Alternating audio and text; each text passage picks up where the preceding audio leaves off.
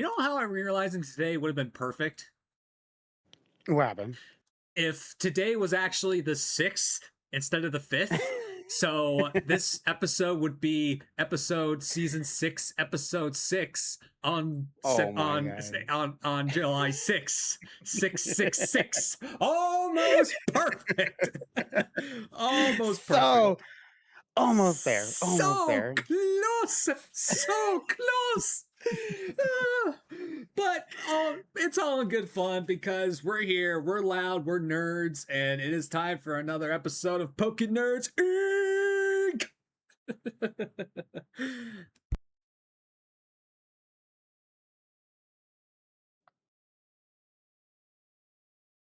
There we go. Ladies and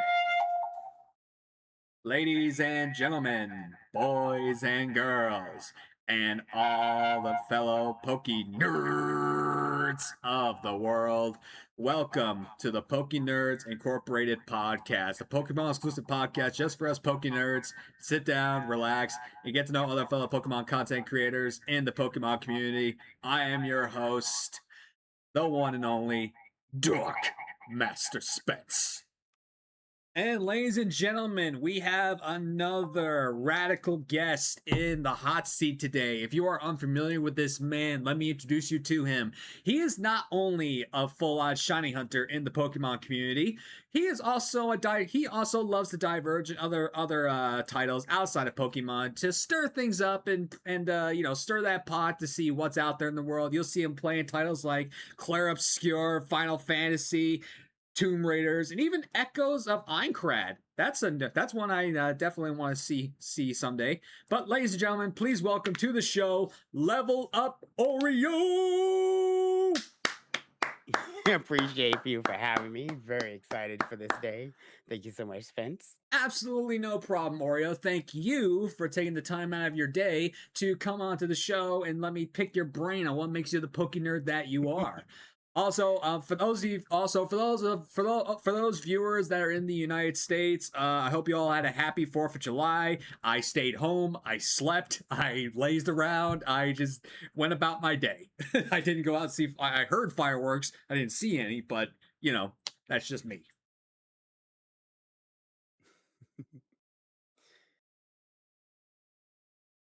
All right, Mr. Oreo, are you ready for your interview on PokeNERDS Inc.?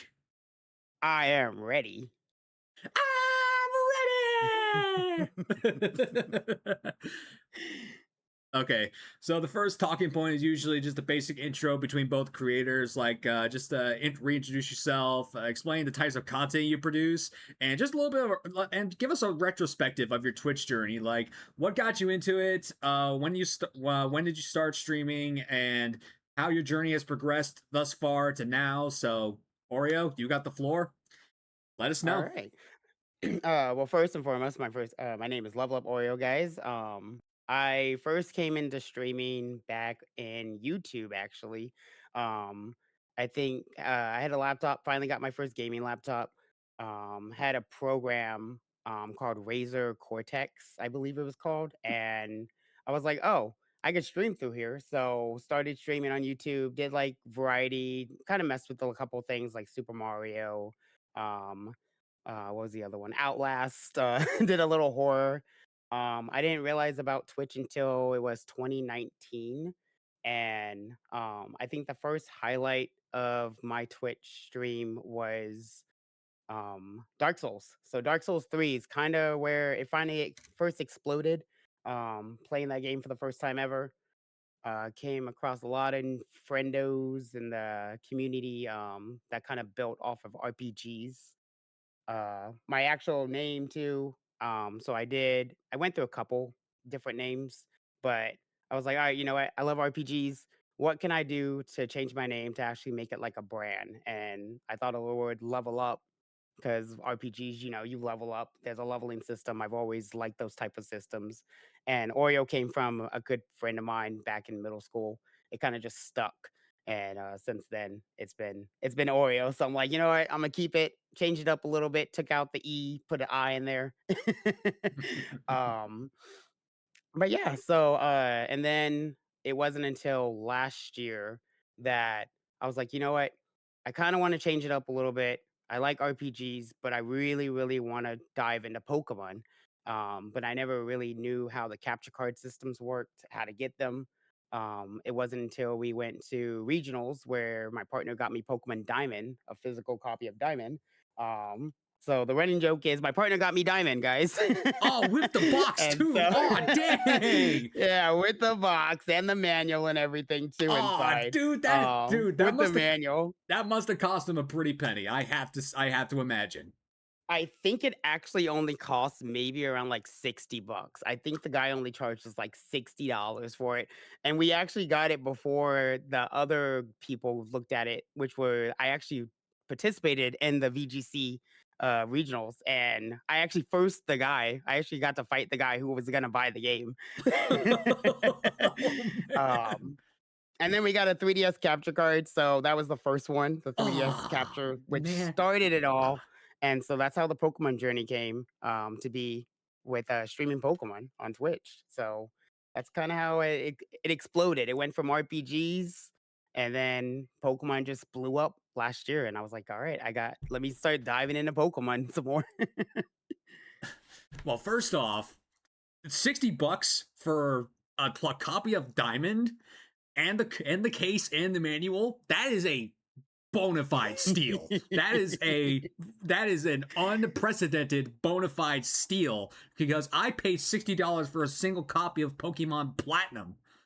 Oh my god. Two, two, I'm envious now because now I see that you got yourself a 3DS capture card system. I'm like, oh, I want one of those so bad.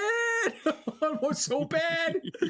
Maybe one of these days. Maybe one of these days. And three, so so when it comes to your streaming Pokemon content, what made you decide to say, hey, I'm gonna be staying on this bandwagon of full out shiny hunting compared to other methods? So I saw a lot of my friends that are Pokemon streamers. They do full odds, and I was like, you know what? I like the challenge. I'm always a challenge person. I do challenges in RPG. I do mouse and keyboard, the hardest difficulty, and I'm like, okay, I like shiny hunting, but what can I do to make it harder? And so that's when I learned about the full odds method. And I'm like, oh, cool. No charm, no sandwiches, no anything. Just run around the grass and then just sit there and cry, maybe cry in pain a little bit, maybe, but but be happy that you got something at either under odds, just but full odds. So I was like, you know what, I want to be a full odds hunter. So I announced me being a full odds hunter in January. This was after the first shiny I got on stream, my first full odds shiny on Omega Ruby. That was the start of the whole 3DS too, because I was doing kind of like a Wi-Fi capture before I did the capture card. And once I got the capture card, we locked in with Omega Ruby. And as soon as I got him, I was like, you know what? I like this feeling. I'm gonna be a full odds hunter. Well, everyone's got their shit. I mean, I've had my friend Pure Chance 27 on the show, and he is the most notorious full on shiny hunter that I know. You should see how much money he's invested into full on shiny hunting. You should see his Oh setup. my god. But yeah, I mean, I got my niche too. I mean, I'm a Masuda hunter by trade. I pretty much donned myself the king of Masuda here on Twitch, and it's gone to the point where people are actually calling me that because they've seen how notorious I am at getting Masuda shinies. So, but again, I also do love the feeling of full odds shinies. I mean, anytime I've done full odds hunts on the screen, I feel like my shiny reactions are a lot more warranted than other reactions because Right, right. it's because like full odds the full odds are like the ones that are like yes yes yes like that warranted feeling of yes, I worked my ass off for this, it is mine. Right. It's like you didn't give up at all. It's like you stuck it out. But again, I always say this, all shiny hunters are masochists, so cheers to that. Cheers. All right. Well, if you're from Oreo's community and you're a little bit unfamiliar with me, let me just give you a quick intro to myself. I'm Dark Master Spence, formerly known as the Poké Network, formerly known as Poké Network. I am a variety Pokemon streamer here on Twitch where I normally stream shiny hunting and Nuzlocke, but I will diverge into other Pokemon related content like traditional playthroughs, fan made games, shiny hunting events, Nuzlocke races, Soul Links. You name it, I've pretty much done it here in the community. And what got me into content creation was pretty much all my years of watching YouTubers make these amazing videos, and I'm like, man, I wish I could do something like this too. But video editing, no matter what type of software I use, I suck. I suck at using video editing software, even if it's the easiest one to use. I suck at it. So I was thinking maybe live stream might be my niche. So I actually reached out to one of my favorite Pokemon YouTubers, MNJTV, to see if he could give me some advice on how to get started and whatnot and what to do. And to my amazement, he actually responded. He didn't respond with much, but he did respond. So I didn't actually start my content creation journey until 2020 because that's when the United States gave out money to residents. It's because they were stuck in the house with COVID and whatnot.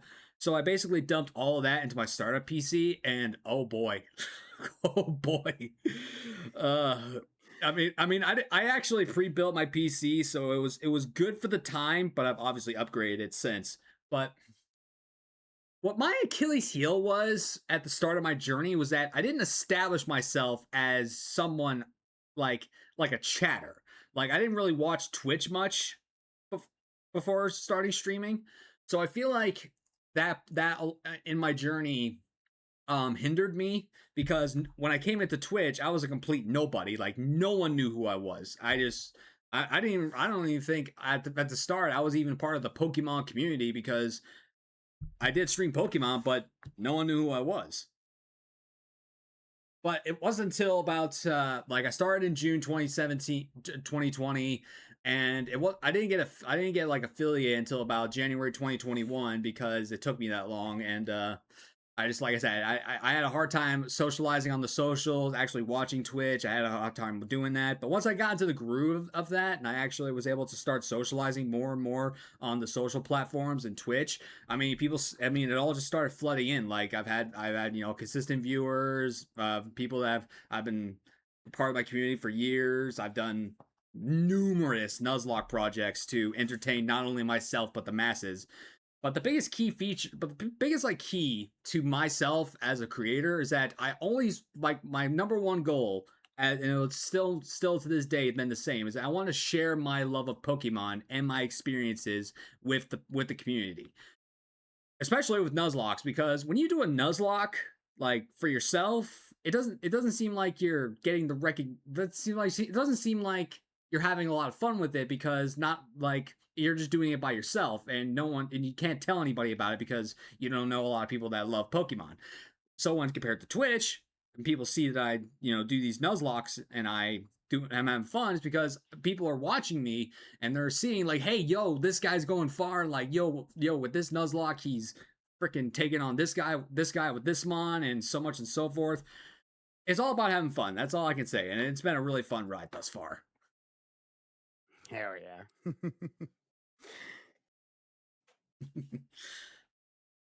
All right. So now with the basic stuff out of the way, let's actually get into the nitty gritty. Actually, before I keep going forward, you explained your username. I didn't. So the reason why I went with Dark Master Spence is actually, like I said, this is my third official username, but this is my final username. So Dark Master Spence basically originated from the fact that I love Dark type Pokemon. They're my favorite. We'll talk more about that later. Spence is my name. Spencer is my legal first name, and that's what I prefer to be called. I mean, I could have easily gone with like Dark Master Mark or Zeo or Nightfall, some weird niche nickname. But I'm like, I mean, Spence rolls off the tongue, and it's one syllable, Spence. So just one easy way for people to just identify me.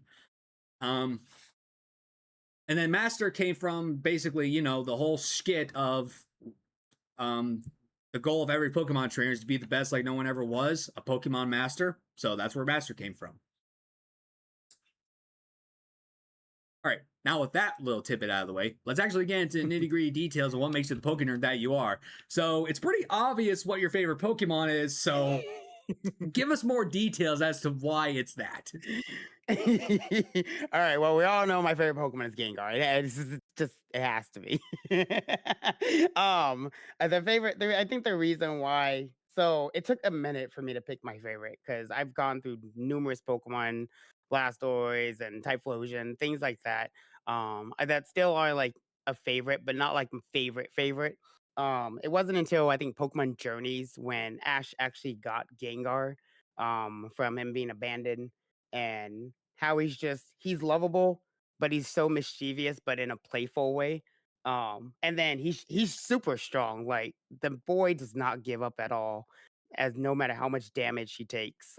In that episode or those the journey of Pokemon journeys when he's going through the fight of like the battle royale pretty much fight tournament and just seeing him go mega and just dominate it really put a spot on me. I was like, you know what, Gengar, I like you a lot. Like you're my dog. I need some more Gengar products. I don't have enough Gengar products, so Hold I on, started getting onesies. I got something you might envy me Oh, for.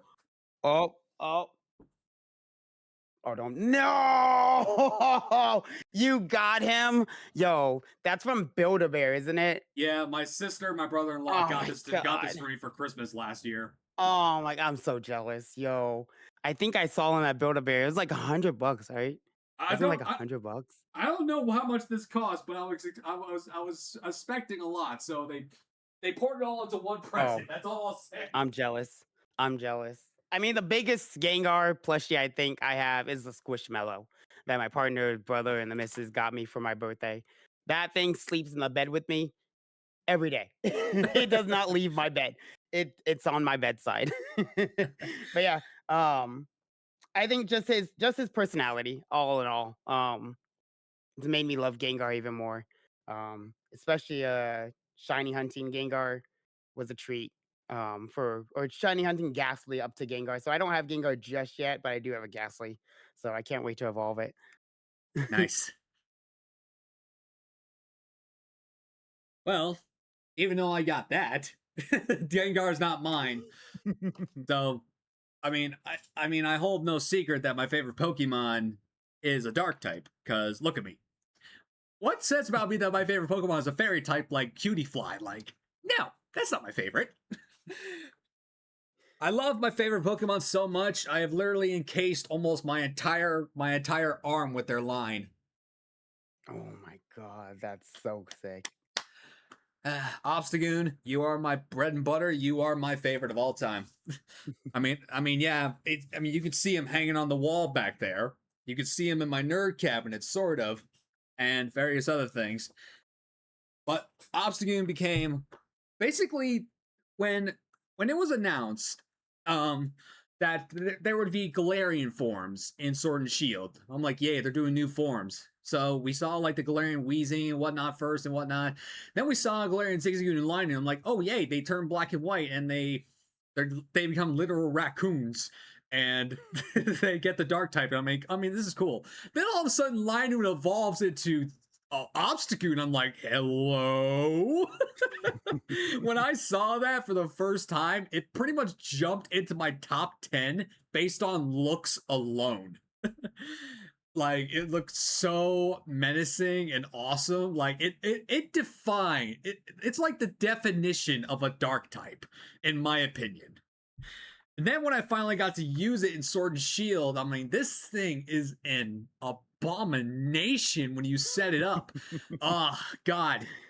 You give it a gut set with Facade and a Flame Orb, it just freaking wrecks through everything in sight. Oh God, it was so good on my team. And plus, it's the ace Pokemon of the very first Dark type gym leader, so brownie points. And then when I wanted to start Twitch streaming, I'm like, okay, I need a Pokemon mascot. What could I go with? Because at the time, my favorite Pokemon was Darkrai.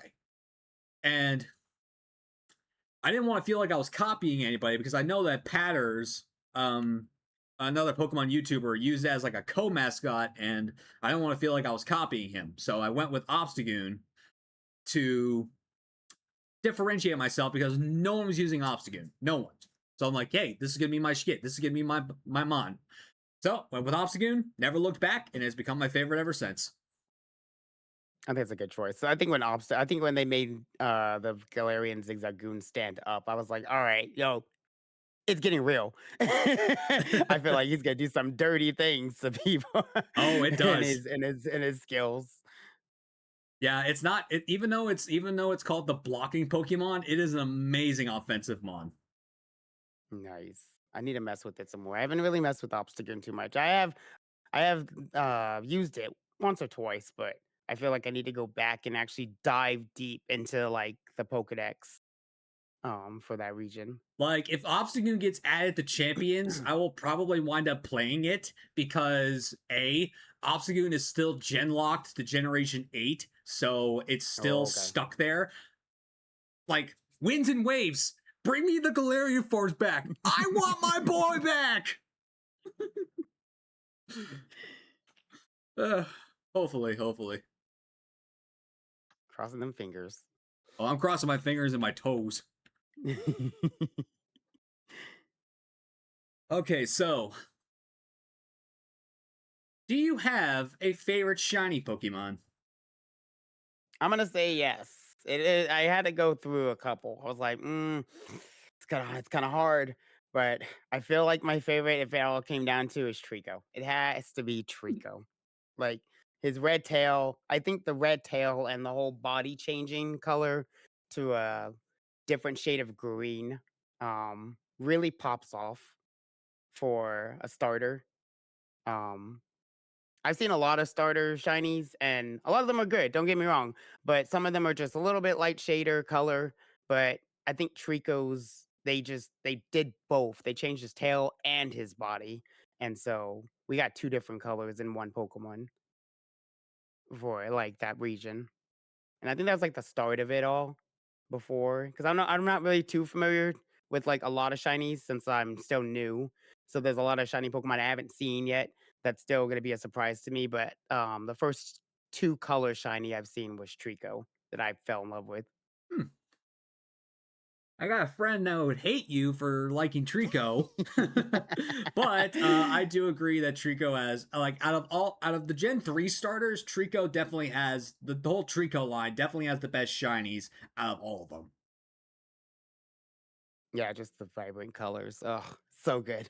Yeah, I know. I'm a Gen 3 baby, so I hold the three Hoenn starters close to my heart. But mine, it's nicknamed the Gothfwog because it turns all black, but shiny Greninja is my favorite. This isn't a Greninja, this is a shiny Greninja, but it's still a Greninja. So Greninja is actually my second favorite Pokemon of all time. And its shiny is immaculate. As a shiny hunter, I actually I have more of a kindred feeling for shinies that make logical and real world sense. Because ninjas are mainly associated with the color black. So Greninja turns all black like like a ninja should. And its tongue sheath goes from pink to red because another common color with ninjas is the color red. So it fits. And the fact that it's on my second favorite Pokemon of all time just, adds that brownie point to the pot. I mean, if I was to like, if I didn't, if Greninja Shiny was any different, I would have just said Rayquaza because it's my favorite legendary, and I mean, come on, it's a giant black dragon. How can you not resist it? Yeah. Anyway, but yeah, I like shinies that make logical sense because there are Pokemon that have like real world aesthetics based into their shinies. Like, let's see which one I can bring up for example. Like for example, Sandygast. There are black sand beaches, so its shiny going black makes complete sense because it has that real world aesthetic into that shiny. Yeah, there's Black Sand. That's right. I never looked at shinies that way. Yeah, yeah, Oh, they're the real aesthetics. yeah. Real world aesthetics into their shinies. I know there's more. I know at the top of my head, but I can't think of them right now. What the crap?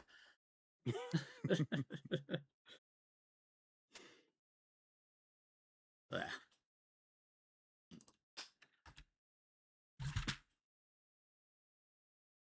So, because Gengar is your favorite, would you say Ghost type is your favorite type of Pokemon, or is it something else? Okay, crazy enough. It's actually fire. Uh, Ah, fire, yeah, fire is my favorite type. I think it started off with when we first played Pokemon. Um, my choice was always fire. So the Charmander line, and then when Gen 2 came out, I fell in love with Cyndaquil, um, and then I fell in love with Typhlosion even more because of the anime. I think it was called Pokemon Chronicles, um, with his Typhlosion, with Jimmy's Typhlosion of yeah. having like the personality. Uh, and then since then, it's always been Fire type. I didn't start choosing other types maybe until after what was it? Sun and Moon, I think is when I started swapping around, and I was like, "It's either Sun and Moon or it's Black and White." I think Black and White's the one that it took me a minute to choose because I was like, "I like Fire type still, but let me swap it around." But for the most part, 90% of playing Pokemon growing up, it was always Fire type. I chose there was no question. I didn't even look at the other starters. I was like, "Ooh, fire, Chimchar, fire." Cyndaquil. I'm I was like that for a long time because I normally pick the fire starter, but I've diverged into picking the water starters. Uh, between like I'm always choosing between fire and water. I very rarely use grass. I I will you will catch me very rarely using a grass mon.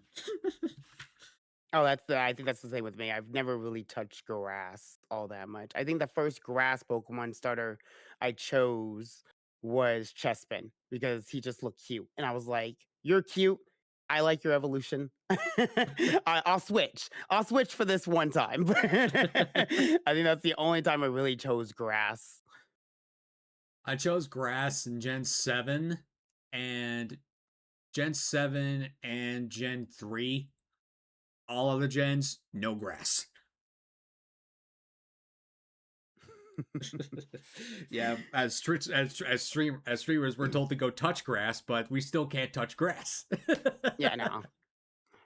We don't want to touch it still.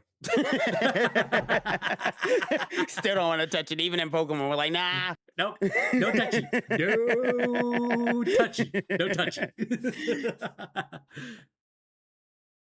Well, I talked about it earlier. My favorite type is dark. Biggest reason is because dark types I feel like are one of the most misunderstood types in the world, and I've always been identified as a misunderstood human being, so I got more of a kinship for dark types. And pretty much since Generation 5, I've used a dark type on my at least one dark type on my playthrough teams. Like and black and white I use Crocodile. Same thing with Black 2 White 2. Gen 6 I use Greninja. Gen 7 Incineroar. Gen 8 Obstagoon. BDSP I use Drapion. Gen 9 I use King Gambit. So the list just keeps going on and on and on. But yeah. My top 5 favorite Pokemon of all time are also dark types. Not because they're dark types, because I've always grown much more attachment to them. Like, Obstagoon, Greninja, Darkrai, Hydreigon, Umbreon. I've had such great memories and feelings regarding these Pokemon. I'm like, okay, they're my favorite Pokemon of all time. Doesn't matter that they're dark types or not. So, you don't like it? I don't care. Yeah. Plus, after all, I look the par. Because if people looked at me and say, hey, what's your favorite Pokemon? What's your favorite type of Pokemon? I'm like, guess. Look at me. Guess. Uh, goes no. Dark. uh, it's funny. All right, so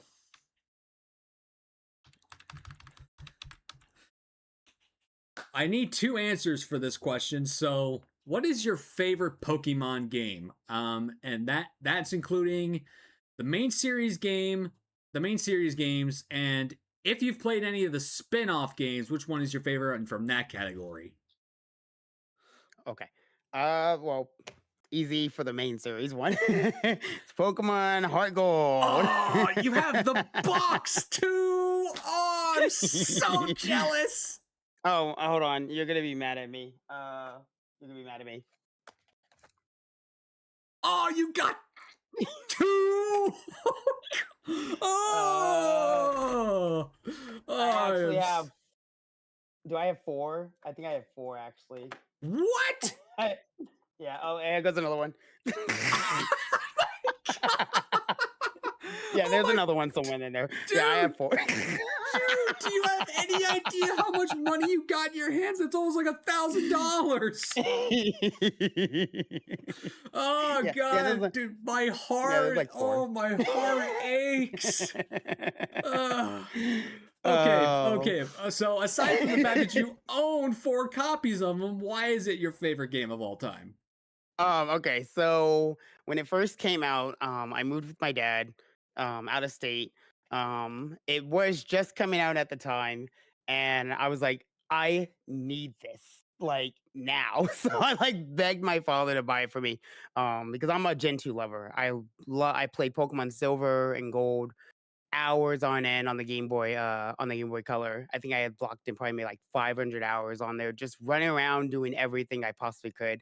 When they announced the remake for it, and I saw that you could walk with your Pokemon, just the graphics and the aesthetics, I was like, hands down, buying. So it kept me pretty much afloat.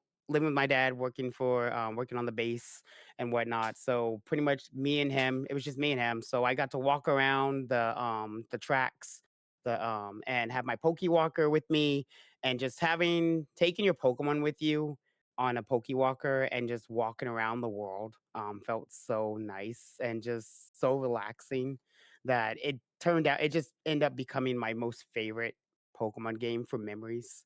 Um it just pretty much helped me through being by myself while my dad's gone, not really having friends, new place, new area.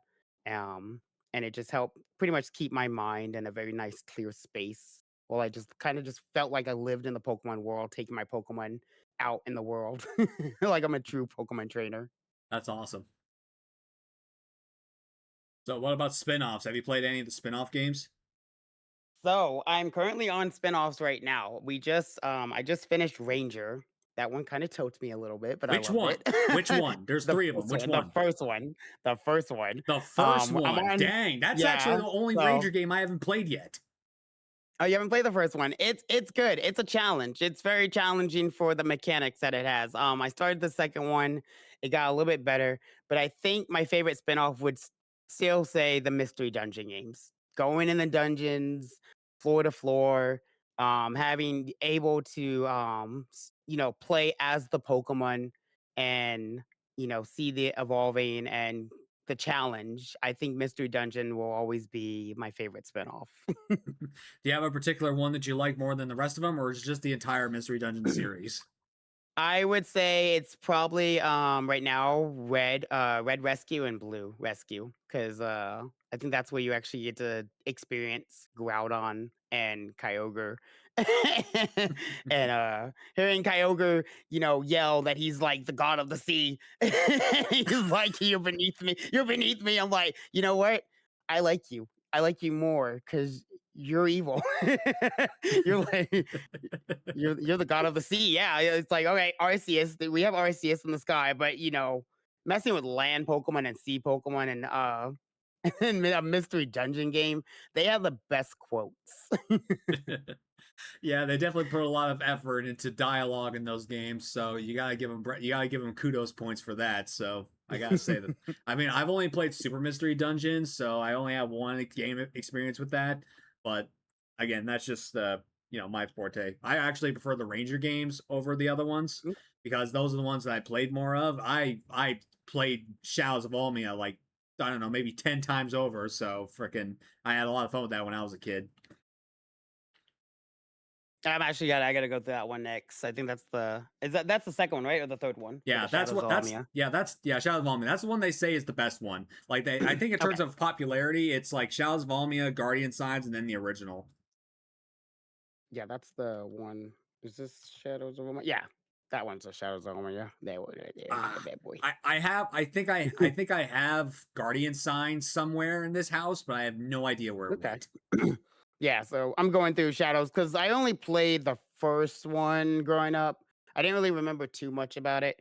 So I replayed it on stream and I was like, okay, I like you, but I can see why you're also tilting.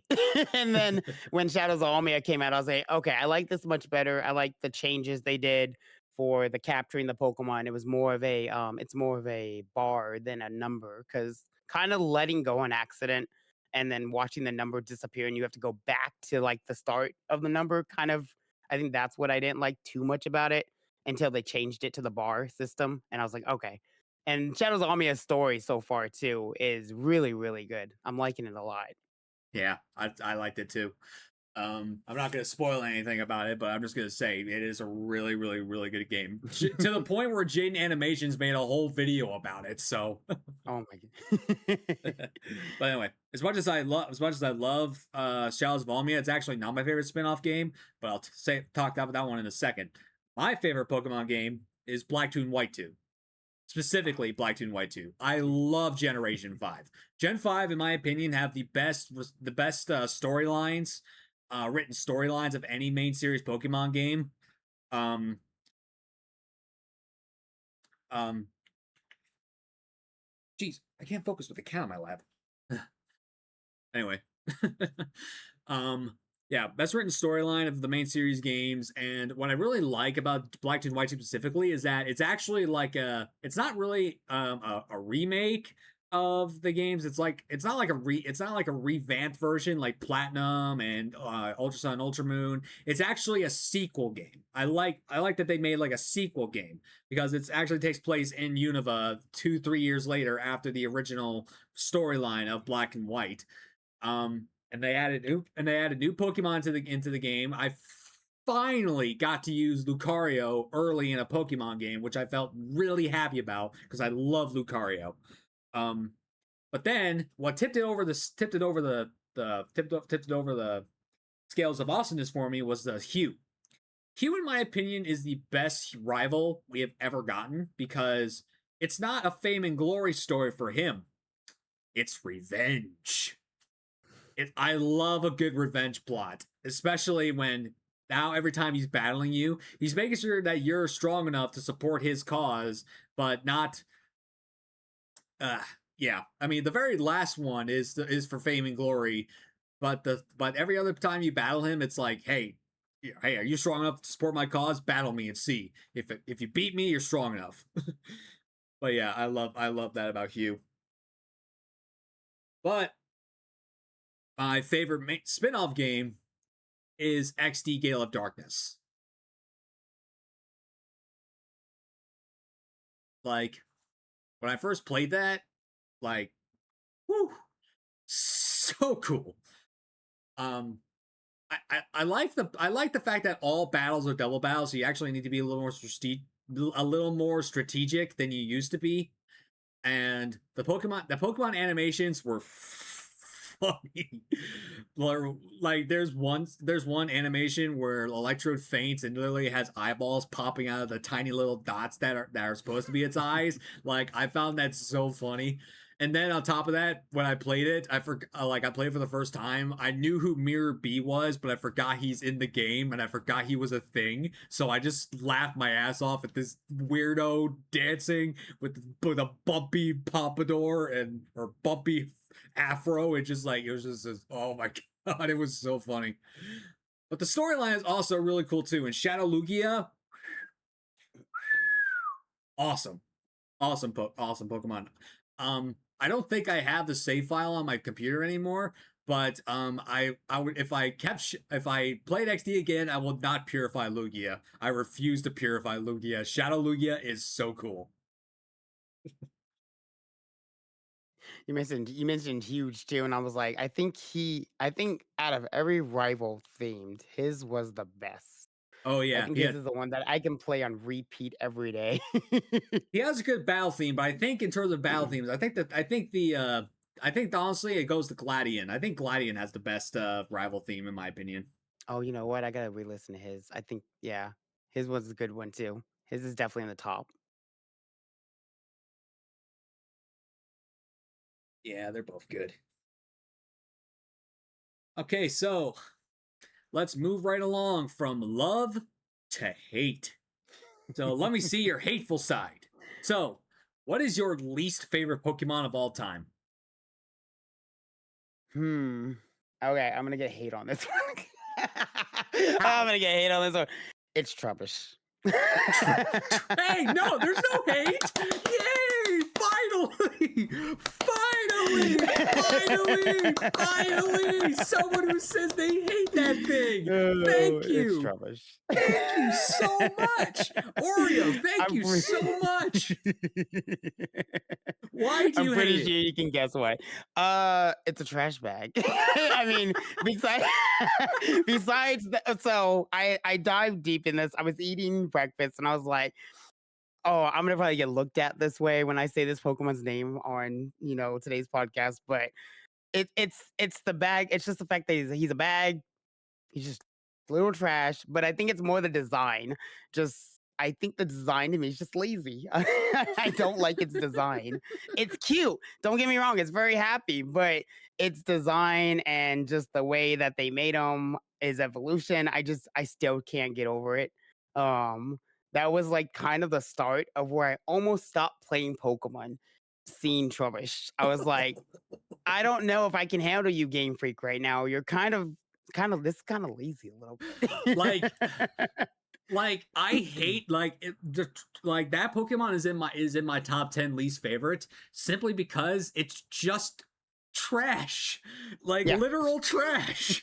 I hate I mostly hate Pokemon that are based off inanimate objects, but Trubbish takes the cake because it is literal a walking pile of garbage. Like who thought trash was a good choice for a Pokemon? Like why make a little new poison type out of garbage? Like hey, just take a plastic bag, put some arms on it, and say here's a new Pokemon, folks. That was my reaction. My eye kind of twitched when I first saw it. I was like, I don't know how I feel about this, but I don't like it. That's the same thing with me and a Alolan Persian, dude. I despise that thing with a bloody passion. Have you seen the Alolan Persian, bro? Oh yeah, its face is something. I'm like, mm-mm. Some of these variants, I'm like, no, could have did better. Could have did a little better, especially on Persian. Could have did a little better. A little better. It needs a 360 makeover. It needs a 350 makeover. It's like just throw right back in the foyer. Just all right, redo. Don't put it in the forger. Punt it to the sun. Punt it to the sun. I don't condone animal cruelty, but freaking that cat is out of here. I'm a cat dad by heart, but I just hate Olin Persian so much. Uh, it's not just looks, man. It's also availability. I Mhm. despise the fact that whatever Pokemon game includes Meowth, that thing goes with it. And pretty much since its introduction, it's been in every main series Pokemon game outside of BDSP. Outside of BDSP and Legends, it's in Legends Arceus, it's in every single game, and I hate it. I hate seeing it, dude. I despise it so much. Uh, but Can't yeah, get rid of it. but yeah. Discuss ugly cats, walking pile of trash. Do you know that there's like a forum out there that say Trubbish is a cat covered in garbage? No, I haven't seen that. There's a form out there. Yeah, there's like this fandom out there saying, "Hey, Trubbish is adorable." Like it's actually not a pile of trash. It's a cat that's covered in garbage and it can't get rid of the garbage. So Oh. I like to correct them saying they're wrong, but again, that's just me. Right.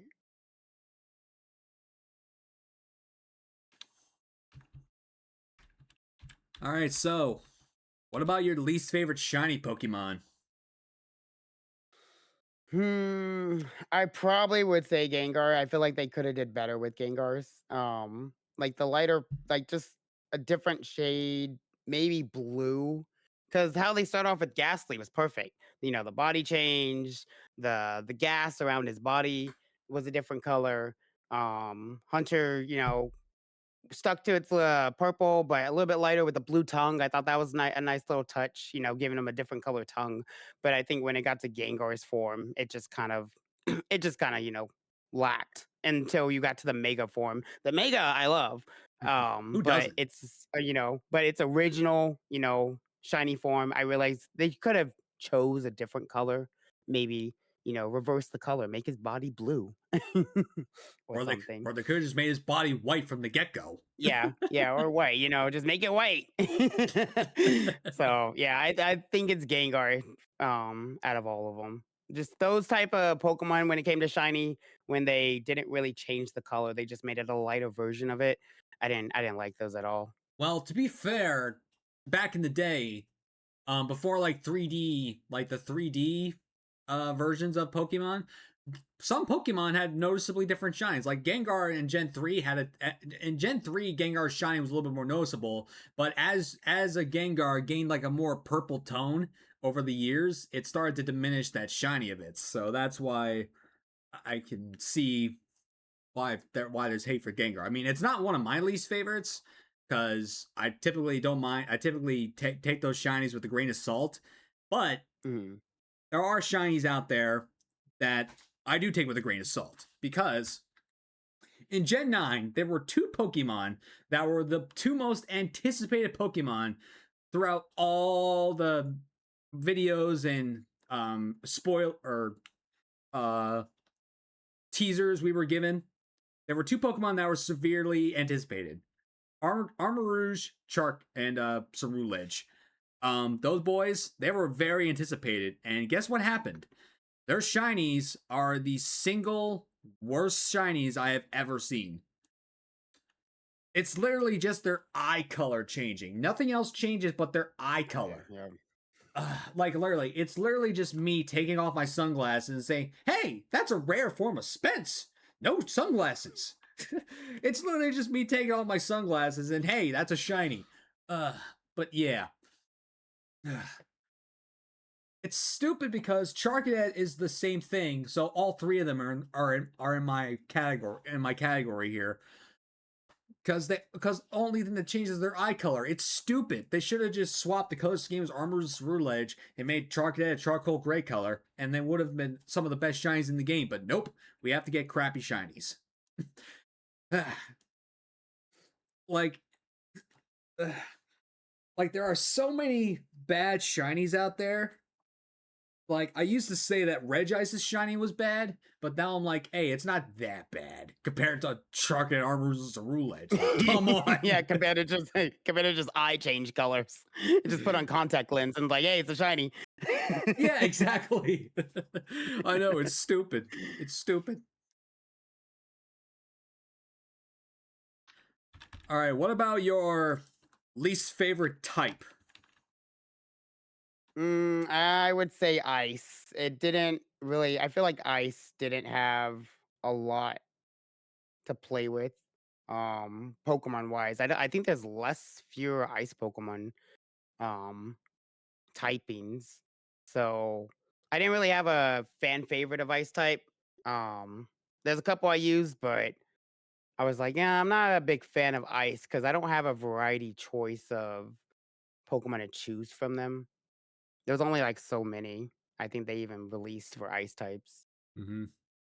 compared to the rest. I feel like ice got, like, the short end of the stick when it came to Pokemon designs or just Pokemon creations.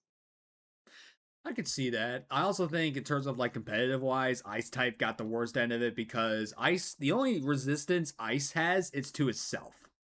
It does, Yeah, otherwise, flames, boom. yeah. Otherwise, it doesn't resist anything else. Like I love Frostlass, but Frostlass gets bodied in competitive. Oh, I know. It's that Ghost type, man. That Ghost type hinders it. hmm Yeah, I mean, I love Alolan Ninetales, but any Steel type will just take it out in an instant.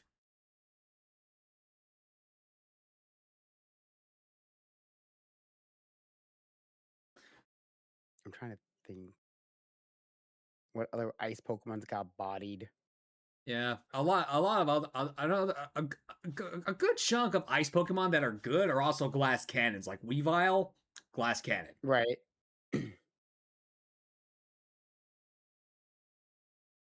But yeah, uh, I hate fairies. I had a feeling. I was like, someone's gonna say it. I hate fairies. You're not. I'm not the first to say it. I won't be the last. I hate fairy types.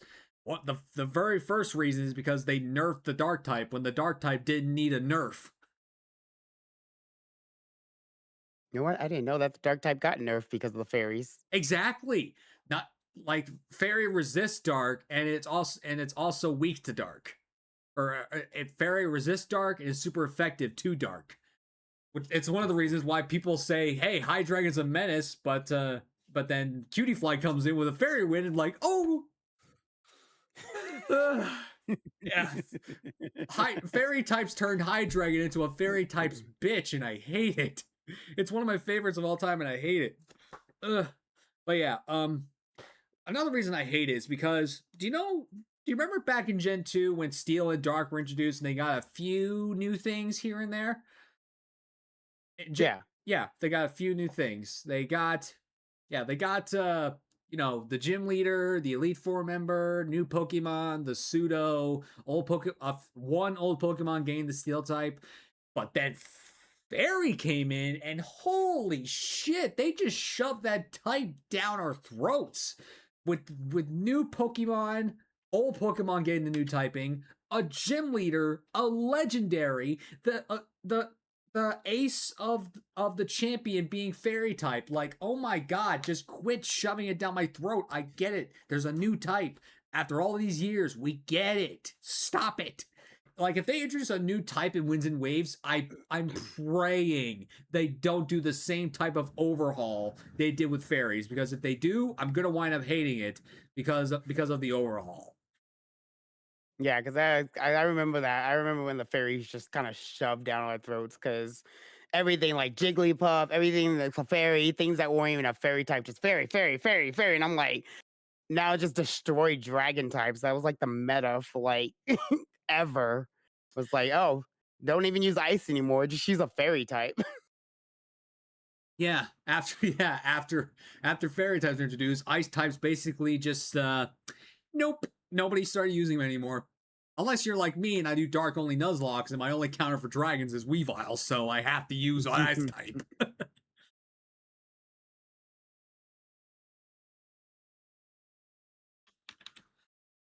All right, so I only need one answer from this category. So between the spin-offs and the main series games together, what Pokemon game is your least favorite?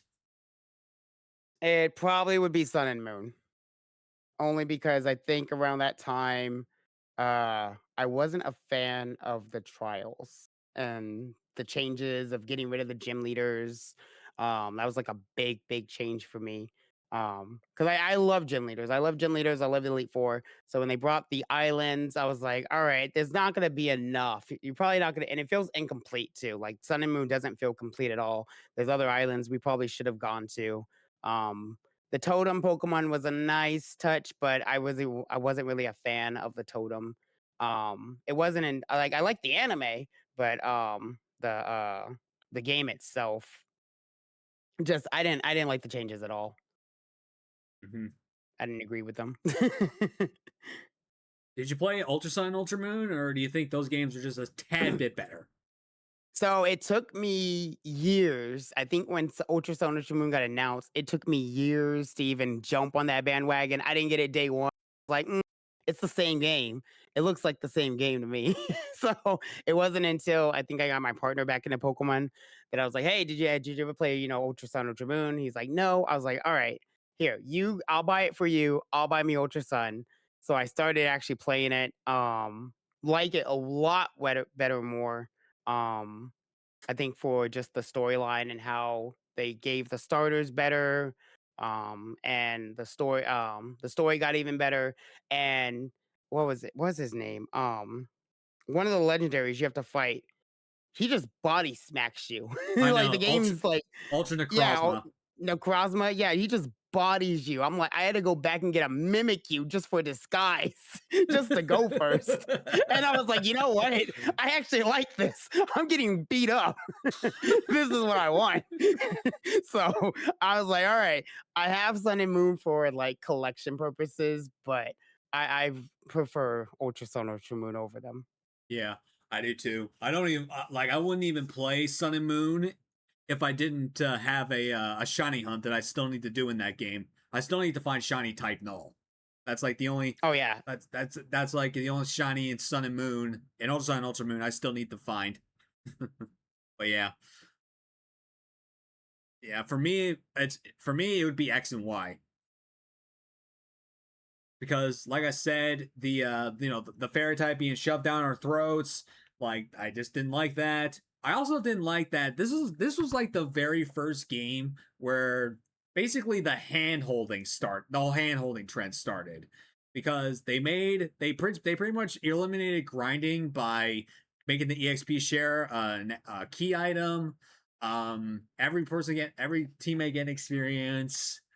um and plus, on top of that, the game's brand like when a game introduces a new mechanic, you need to actually incorporate that mechanic into said game to make it relevant. Mega Evolution, you only face it 3 times. 3 times if you don't go and battle Diantha again and again and again. You only face Mega Evolution 3 times. Karina, Lysandre, and Diantha. Other than that, it's only you. It's only you using Mega Evolution. So if you're gonna use this new mechanic, actually make it so people can use it. Like give it to the eighth gym leader, give it to the seventh, the sixth, the fifth. Like give it to gym leaders so that it feels like the game is more relevant. And then on top of that, there's no post game. There's literally no post game to this game. It's so unbelievable to me that one of the most key factors in a Pokemon game is post game. They have no post game. It's stupid. I hate it. It's so bad. Like like Legend ZA fixed like the no like the usage of megas. They fixed that, but they haven't fixed they didn't fix the other issues I had with the game. So yeah. I just realized that too. I was like, oh yeah, I was like, we really didn't go through megas in that game. Not like trainer wise, like trainers did not have megas Nope. until ZA. Nope. At least they gave trainers megas in ZA to make it a little more challenging for us. Yeah, yeah.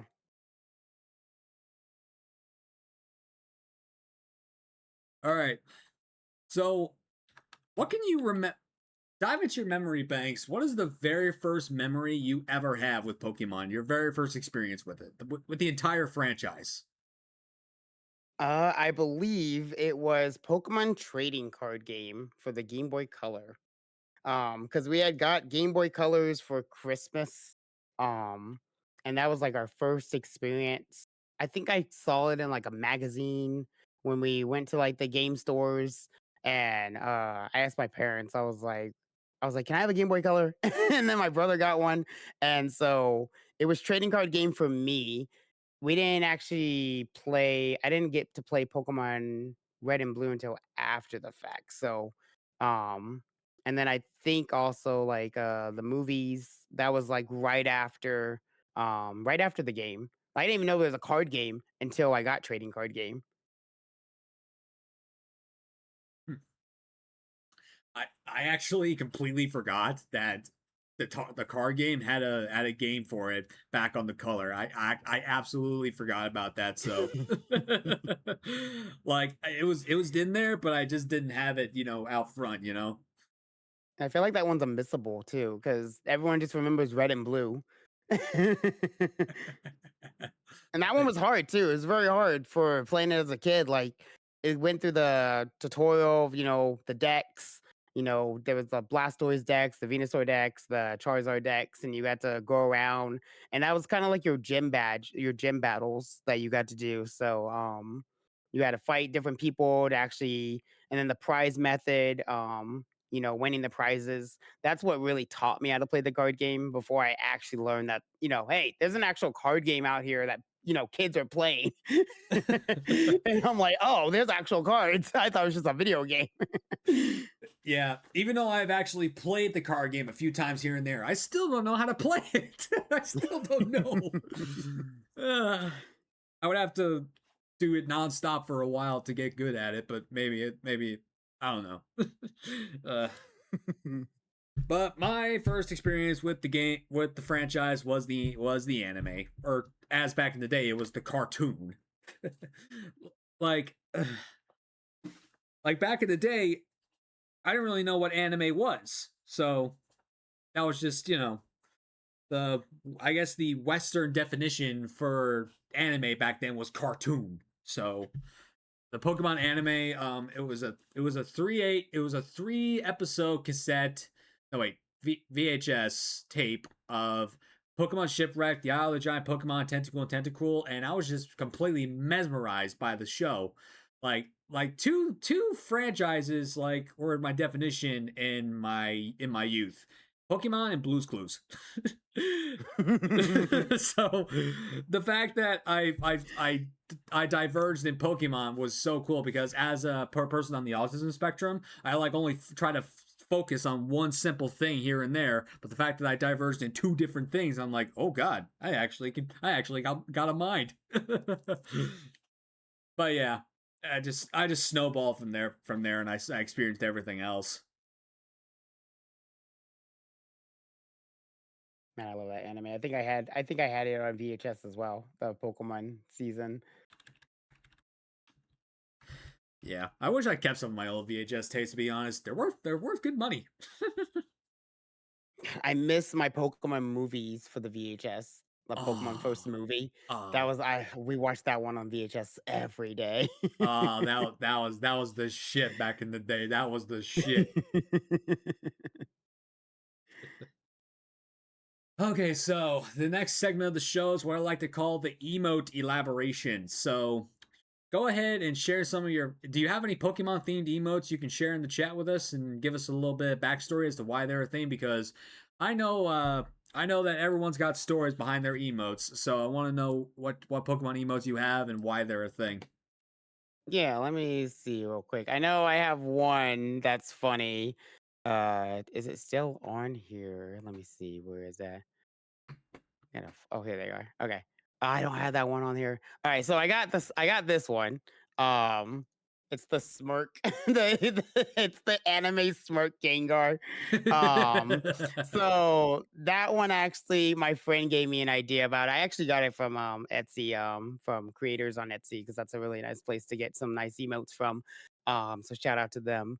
Um, there was one that they all had like nice, funny emotes smirking, and they're like, "Wait, you don't have one for Gengar?" And I was like, "Wait, I got the idea. I got a very cool idea for Gengar real quick. Hold on, let me go find it." So I went to go look, and I saw the ones with glasses, and I was like, "Yes, this shows nerd. This shows weeb for me." Like, the anime character just talking, and then just raising his glasses up, and you just see the shades just glimmer. And so I added that one to the Nerd. fray, and I was like, "Yo, that's a Gengar. That's a weeb one right there." So I definitely added that one into the fray, and then another one that I found was the Togepi prey. We pray for our shinies. So I added this one when I was doing Togepi egg hunting. I wanted it very on the rods, and I was like, "All right, guys," and we went to regionals, and I got a Togepi plushie, and I was like, "Listen, guys, we need to pray for our shinies, and we need a perfect emote for this. So everyone just, spam those Togepi pray emotes. Let's all pray that we all get a shiny today." So I added that one to the channel as well. A lot of friendos love, a lot of the community members love that one a lot. And then for Pride, we did Gengar spitting up a rainbow. Oh god. Well, my pride emote's actually based off of a ghost type too. I call it That's very I call dope. it Pride Tomb. I call it Pride Tomb. Oh, he's got so many colors. I know.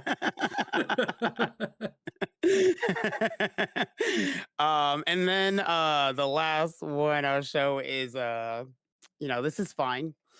Eevee, just in fire. When we get Aw, phases, that's so when phases cute. happen. This showed up when I kept getting sparrows. Nothing but birds. I have five Bird. now. So, this is fine. If I ever see another bird. Just gonna put myself in fire like Evie. Aw, man. It's adorable. Yeah, All those right, are I got good. plenty. I got plenty of emotes to share, but I'll only share a few for the simplicity's sake that you only shared a few. So my shiny luck emote is based off of Regidrago Ooh. because my very first on-screen shiny was Regidrago, so it pays homage to him or it, whatever you want to call it. I have a lantern emote I like to call Sushi Oh, that's so because cute. because I did an electric only Nuzlocke, and Sushi was like my MVP until she died. So, uh, I should have stopped training for the league when I should have, but I flew too close to the sun, and unfortunately, Sushi turned into Sushi.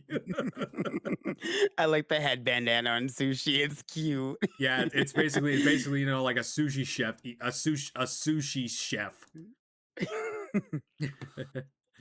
I got an emote to homage my sunglasses, so I got a Alolan Vulpix Oh sipping my on a nice god. ice cold drink. The reason why it's Alolan Vulpix is because I've gotten plenty of shiny Alolan Vulpix on stream before, but I felt like just a regular Vulpix would have been fine. I got one based off of Annihilate, but I simply like to call Monkey,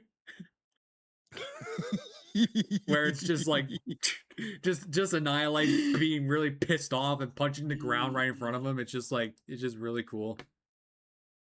Probably two of my most favorite emotes are these two: my Zoroa giggle and my what I like to call baby demon biting onto a heart. Oh, that's cute. I Yeah. love that Vulpix one. The Vulpix just has so much riz. Just I know.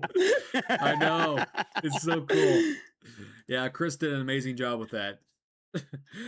Okay, so this question is more derived to you because I've answered this question numerous times before. If you can live in any Pokemon town, what town would you like to live in? It would be I hope I don't butcher the name. Eureka City. And with Bone Tower. You mean Ekritique? Yeah, Equity. Okay. I'm gonna butcher it. Equity Town. Yeah, Equity City. Yeah. Burn Tower was my favorite area to wander in, especially with the legendary trios. The theme, just the fall aesthetics, the colors, the vibrant colors. That one's always been my favorite to just sit in there and just listen to the theme. That would be my number one town. Yeah. I mean, I'll share mine. Just a quick summary. So, I have two answers because one is based off my favorite Pokemon, one's based off of my home region. So, I would live in Hammerlock because it's a very nice classical city, and it's not a giant back alley like Spike Month is. Spike Month needs more buildings, and then I would say Fortree City because I like the idea of living in a treehouse. Oh yeah. Fortress City. I would see with me with allergies, I could not do Fortress City. I my eyes and everything would be puffy I every know. day. I know. I'm allergic to the outside too, so I fully understand. Okay, so do you have any Pokemon hot takes? You know, Hmm. opinions that you feel are justifiable, yet the masses will think not. I feel like I don't know if this is a hot take because I'm not sure if anybody really um not doesn't want them, but I feel like we need a lot more Pokemon regional forms. I feel like we don't have enough. I feel like they kind of given us some um designs that are really cool, but I feel like they could do better with the regional forms if we can get like a lot more. Or the fact that if they don't want to do regional forms, give us some new Pokemon. Like we don't really have a lot of new Pokemon. It's been a while. They kind of just jumped to the regional forms and we don't really have a lot of new Pokemon designs coming to the table. So I would like to see new Pokemon um coming out with maybe some regional forms, but kind of try to less bring the Pokemon that we already have. Like trying to, make a new region. We haven't had one of those in a while. We I kind of just get the same Pokemon. I mean, I can agree on that. I mean, especially in Scarlet and Violet, because they only gave us two new Paldean Pokemon, when they normally give us like around maybe 10 new two regional forms. Instead, they Mhm. only gave us two. Like, are you kidding me? If you're gonna just make Paldean Pokemon, just actually give us more Paldean Pokemon. Yeah, but yeah, give us more regional variants of old Pokemon to make it more, you know, interesting. I mean, freaking Insurgents did it right with Delta Pokemon, but Pokemon themselves, they need to up the ante. So if they're going to do regional forms in this new region we're getting in Winds and Waves, they better up the ante. Give us like maybe 20 new regional Pokemon. Yeah, something different. No, like I'm glad that I'm happy that other Pokemon are coming over, but kind of back away from that with the new Pokemon game and just give us some new forms. Yeah, I can definitely get behind that.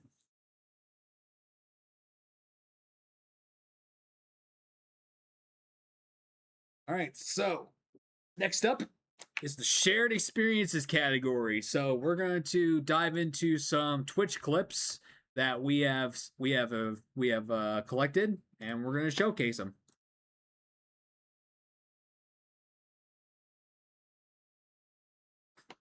All right, so just give me a moment. Oops. All right. This is going to look weird for a second. Bam, bam, Bigelow. All right. This is the first clip you sent me. Want to add any Oh. context to it, or do you want to just let us go into it? So that's what we were talking about earlier about like the favorite Pokemon. That was the start of my Pokemon journey. That's when I started actually collecting the Pokemon games. And I got the 3DS capture card. The guy held it for me for like 2 weeks. I'm so grateful for him. Met me halfway. We came home that next day and streamed it. This clip actually though, we went to a vending crane machine out here getting plushies, and I felt my hand having really, really strong luck. So I was too high in the number. My friend's like, hey, you know what? Just delete your save data, change your gender, and try to get the shiny then. And I'm like, you know what? All right, let's do it. I'm at 14,000. What can happen? So so this is gonna show you guys me. I'm not on male gender anymore. I'm on a female gender, and this is like the third I think encounter. The Pokemon hand's too strong. The shiny luck. The shiny hand's like I'm using all my power. You're draining me. I can't. I was like, I can only get one more shiny for you.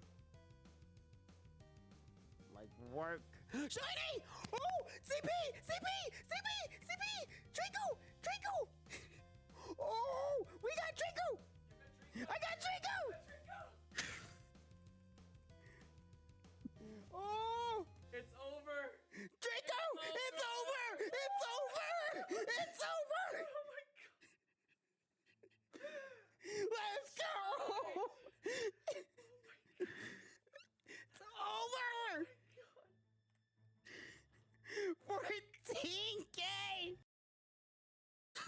Wow. So I will say, like, let's see, that is like that's 14K. That's almost like that's how many? So let's see, 14,000. That's just a little shy three, just a little over 3 times odds for that. Almost 3 times odd, and that was my Actually, over first 3 times full odd odds. shiny. Yeah, but hey, I would take that number over my Darkrai any day of the week. Oh, yeah, I saw your Darkrai number. Oh, I was like, at the moment I get there, I'm in a pain really feels like. Yeah, it's only when you hit the 20K club is when you freaking start feeling pain. Without love.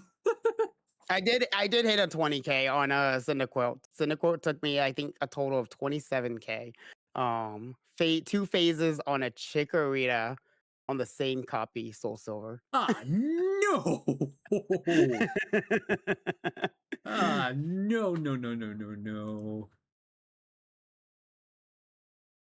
Okay, the next one. I actually, all it says is drought over. So, do you want to add any context, or do you want to just like just go into it? I think 20K. I think with that one, uh I think I wasn't in a I don't think it was a month drought. It was getting close to a month drought that I hadn't seen a shiny. There was at least a couple weeks because my shiny gain was really good. I was getting shinies every week, sometimes twice in 1 week.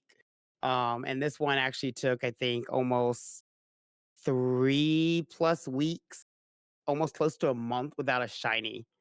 So I felt like I was hitting my first drought, compared to what I was getting before. All right, let's see. My smoothie. What do you want, Oreo? Yo, shiny Swoodoodle! Let's go! We're free! We got our shiny! Yeah, yeah, yeah, yeah, yeah, yeah, yeah! It's over! And it's all Enderons! Let's go! I got my cucumber! Yo, I got my cucumber! I'm free, my droughts.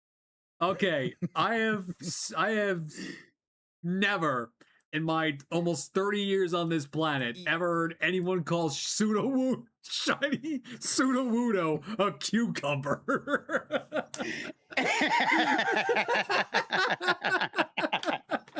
And you know the funny part is, I called him asparagus. Like his nickname is, I believe, is asparagus, but I was yelling cucumber.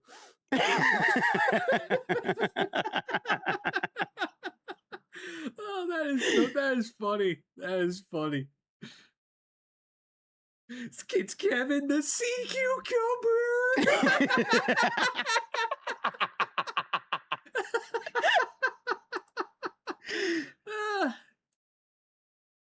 So this was the aforementioned egg hunt. Oh yeah, first ever egg hunt, first ever full odds egg hunt from an NPC. I have never attempted a hunt like that, so kudos to you. We were trapped too. I forgot about this one. That you have to you can't leave the town until you accept the egg. So I was trapped here. And I thought, well, I was gonna be trapped here forever. It turns out I wasn't. No, you weren't. I couldn't. I know you like Hamtaro, but that's not a shiny Pokemon. That's not a Pokemon. But I don't think I could ever guess your shiny. I don't think I've been around too much yet. Yo, shiny Togepi! Shiny Togepi! Shiny Togepi! Guys, it happened! There's red in the middle! There's red in the middle! There's red in the middle! We got our shiny! Yo, there's red in the middle! Yo, let's go! No way, I see red! Yeah! Let's go! Someone clip it, please. Oh my god, I had to take a double look. We actually got an egg today. Let's go. Way Okay. under odds too. Like seriously, bro. Like, damn. Oh yeah, way under odds. And I'm glad that chat told me, what to look for because I had no idea. Like, because I never seen a shiny Togepi, so I had no idea what to look for. So I was like, guys, just give me a hint. What do I need to look for? And they're just like, the colors are opposite. I'm like, all right, we're just stare in the middle. Every time I hatch the eggs, I'll just look in the middle. And that's basically the gist of it. Just look in the middle because that's where the shiny coloration is. Like I see people like going crazy looking to see if like I see people always double checking a Togetic in DAs to see if it's shiny or not because people don't even realize, hey, just the blue and the red swap. So just look for that. Yes, I think the body changes colors a little bit, but it's easy to miss. Yeah. It's easier to look at the actual egg color. So that's what I kind of locked my brain on. Okay, so since you gave us three full odds clips, I went ahead into my archives and found three full odds shinies of my own right. Yeah, yeah. And this one's my most famous one because this was my very first shiny back from a 6 month hiatus. And actually, I didn't even think I was going to be streaming ever again. So when I came back to this, I was doing what was called the Full Odds Showdown, hosted by Shine Patrol. But which, by the way, the Full Odds Showdown is coming back sometime later this year. I highly recommend you jump in. Okay. Yeah, I'll send you a Discord link later. But yeah, Appreciate it. the goal was to find full odd shinies and at the 1 in 8,000 92 odds, not the 4,096 812 8192. So I didn't have any fancy software, so I just went ahead and double hunted Celebi on my two copies with my backup camera, and yeah, this speaks for itself. Don't try that again. Oh my god! Shiny Celebi! Holy shit! Holy shit! No way! No way! 356! Holy crap! No way! Oh my god! 356 is crazy. I know. 356 is crazy. Yeah, yeah. The thing is that that's just the number I did on screen because I actually I seldomly shiny hunted Celebi on and off for like maybe pretty much since I completed these two copies of Crystal, but I never actually kept track of the numbers. So the fact that I jumped back in this hunt, did 356, and got in one like that is like holy shit! How did I do that? But hey, speaking of Trico, Oh, doing the same thing again. Full On Showdown number 2. I went ahead. They allowed emulators, so I went ahead and emulated Pokemon Ruby and Sapphire 9 times. And just to add context, this was the very first reset of the new stream.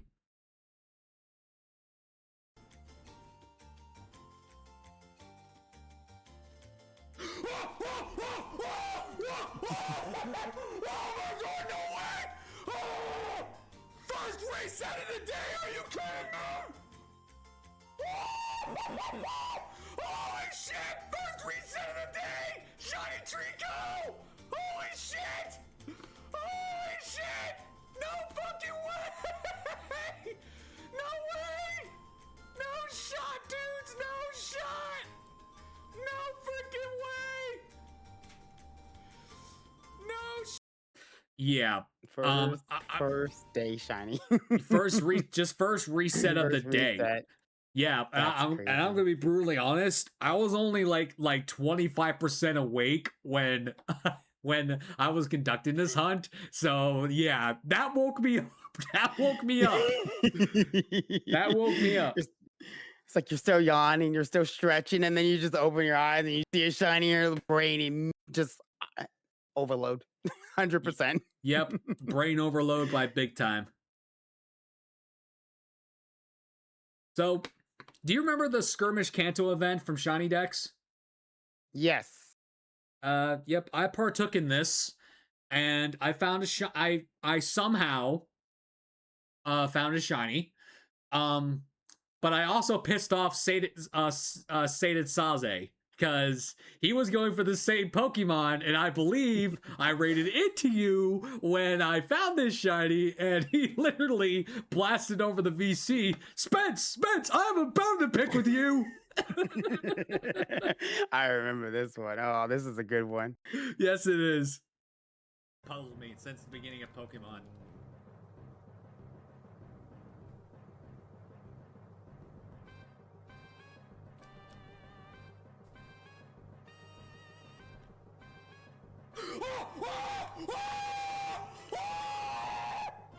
Oh my god! No shot! Oh my god! Holy crap! Oh my god! I got the shiny magic card!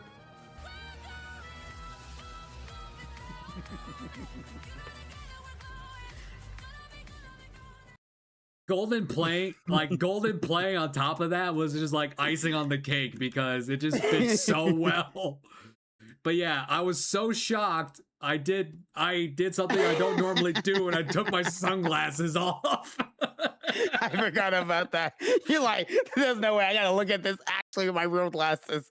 Is this real? It's real. Put them back on. Yeah. I was dumbfounded, dude. I was completely dumbfounded. I couldn't believe it. Ugh. Okay, so aside from the moments that we've seen on camera, are there any off-screen things related to Pokemon that happened to you that you don't mind sharing? Like, Mm, did you compete at any events, or did you go to any events, or so I did compete, and my first ever regionals competitive was TCG.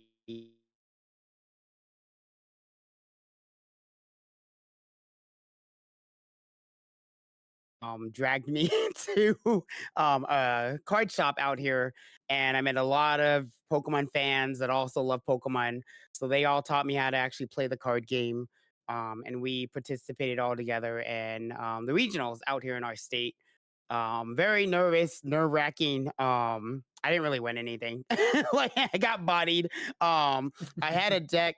I don't remember. There was a Mew. I remember them like having a Mew, and I had Mew's weakness. So I had the cards to go against them, and I didn't really read my cards too well so that I can actually attack without energy, and I probably would have won my first match. um, but I was so shaking, I was sweating. I was like, bro, I don't know what I'm doing. I don't know how to shuffle. um, but I was really good at pulling the cards, the packs.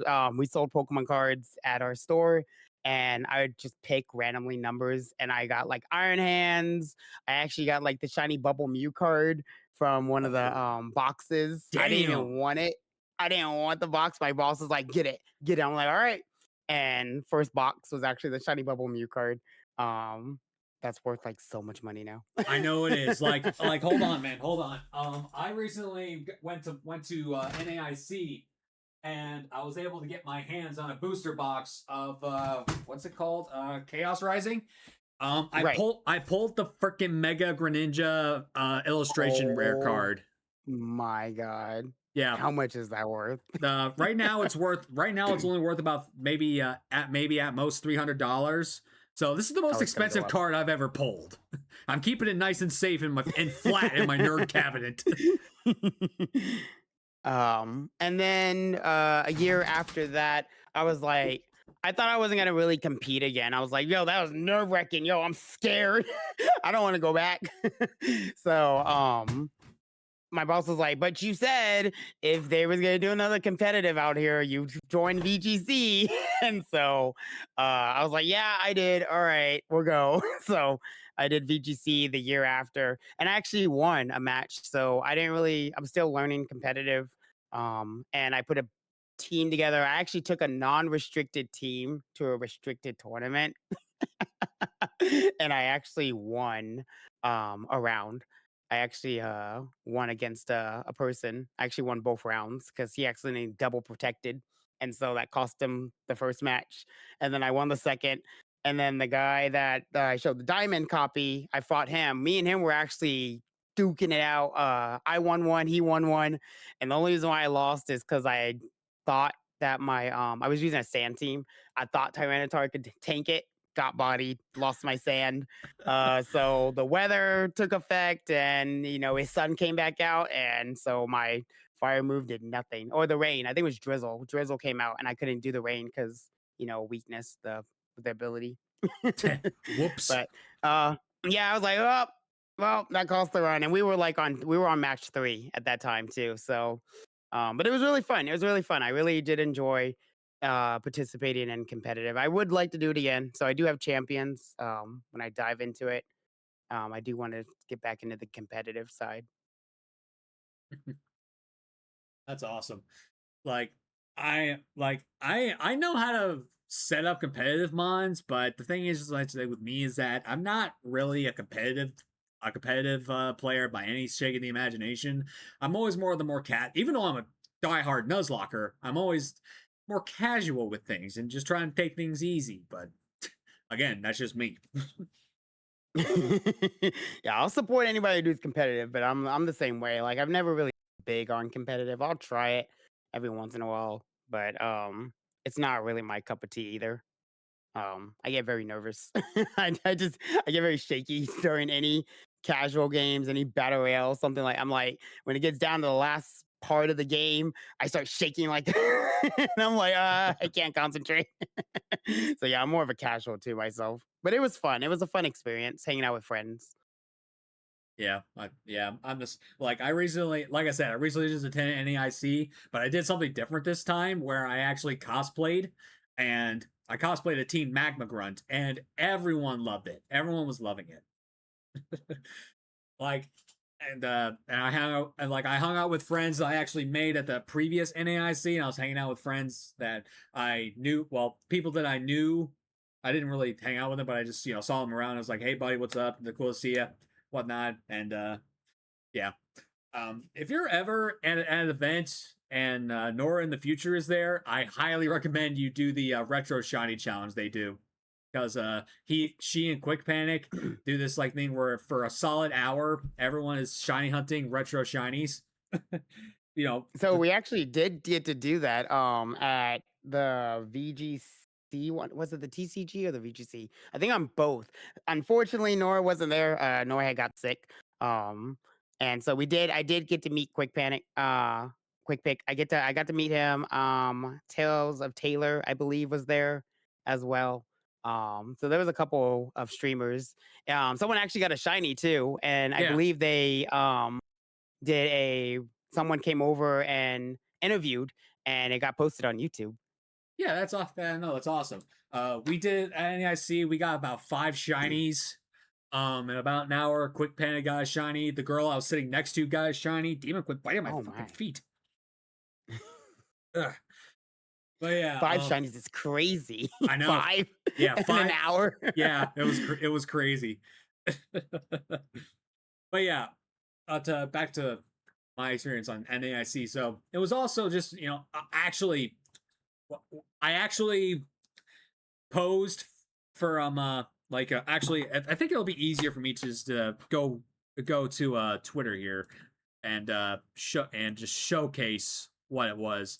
So some people from the Pokemon company got around and they were doing like these Polaroid snapshots of people in cosplays, and they were gonna do something with them. I could not for the life of me understand what they were gonna do, but they recorded the experience, posted it on the socials, and this is really cool. So let me just go on the let me just pull this up really quick.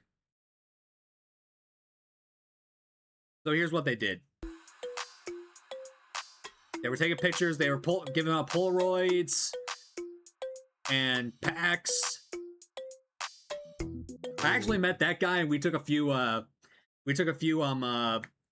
versus picks together, like Team Magma versus Team Rocket. It was really Okay. cool. Oh, I like the Team Skull. There's me. Nice. I was featured. I was featured in a play Pokemon like compilation video, and I was like, oh my god! And look, this is what they did with the Polaroids. They put them in a binder. There's mine right there. They put them all in a binder. Yo, that is one sick. That is one sick cosplay right there.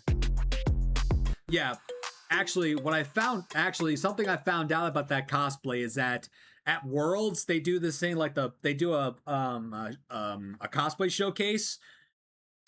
That was a pre-made costume. But according to their rules, I can't use it. Oh, okay. So even though I'm gonna cosplay at Worlds, I can't do the cosplay showcase because my cosplay was made by a third-party cosplay builder website. So Or it's more like I guess you have to use your own to actually participate in the world's cosplay. Yeah, but which I totally understand because because they kind of want to showcase cosplays that were handmade and created by the people that actually are showcasing them. But at the same time, it puts a damper on my mood because I thought I was going to be able to showcase my Team Magma cosplay, but nope. Right. Makes me want to actually. It makes me actually want to like find somebody who does cosplays and have them create a cosplay for me so that way I could showcase because that's allowed. Like having somebody have somebody with make your cosplay and have written consent to showcase it, that's allowed from what I understand Right. reading the rule list. But yeah, anyway. So yeah, it was a really good experience. My feet definitely suffered because I thought my boots were going to be just this tad more comfortable, but all that walking I did, like it felt like by the end I was walking on glass. Oh, it was so bad. Like I said, I'm gonna cosplay at Worlds when I gotta put new insoles in those boots because there is no conceivable way I am walking all around. I'm walking through San Francisco and the convention center with those boots. Oh yeah, no, you'll take them off after like an hour or two. Yeah, I know. Uh, but yeah, just being around a whole bunch of people who are interested in the same thing and just being a bunch of nerds. I mean, it was really fun. I did a few of the side events, and it was really fun. Um, but yeah, that's the most that's the most like hands off experience I got with Pokemon because I didn't really go out much for a while. So this will be the first and this will be the first time I'm ever attending a Pokemon Worlds event, and it's gonna be like I'm really excited. I'm so excited. I can't wait to go out there, man. I'm so psyched to finally go out there. I said that hell or high water, I'd be in San Francisco for Worlds this year because this is the 30th anniversary of Pokemon, so I know they were doing big. I know they got to do some big stuff, and they are doing some big stuff with the XP event. I've already signed up for interest list on some of the events they're gonna do, and it's just like, oh my god, it's gonna be so cool. Yeah. I'm so jealous too because every time we try to get into worlds and it's with the gamble with the how they have the system to try to get into it. Just we have bad luck juju. Me and my partner both. Like this is the second time we try to get into it, and it's like we never got the invite. And then if they do give us one, it's like Sunday, and I'm like, but that's like the last day of the weekend. I can't fly. I can't fly out there for that. I know people are saying like they're gonna get 1 day passes and whatnot, but like I totally gave up on the idea for going to Worlds because it was taking so long for the invites to actually go out, and I'm like, Mhm. eh, I'm just gonna. I'm just gonna stay home and then just give up on the idea. But then the next day I get the email notification ping. I'm like, I got the for the 3 day pass, and I'm like, ding, I'm in. Yeah, I think that's like the gamble for me, and my partner is like we both have to get the 3-day pass. It can't just be one or the other Yeah, for us to even attempt to go. I know, I understand But that it's cool. completely. Yeah, But yeah, I'll really keep like you were, trying. but yeah, really like you were saying, they might do something with winds and waves at World. So hopefully we'll get some wins Hmm. and maybe a demo. Like maybe we'll get a Winds and Waves demo. Hey, that'd be cool. I'll be able to get to hear from all the friendos that went out there if they got to try out a demo. Yeah, maybe they won't though because the games are being released in like early next year. Mhm. So I don't know if they would. I don't know if they put a game like that they only announced back in April or whatnot. I don't know. We'll see. We'll see what happens at Worlds.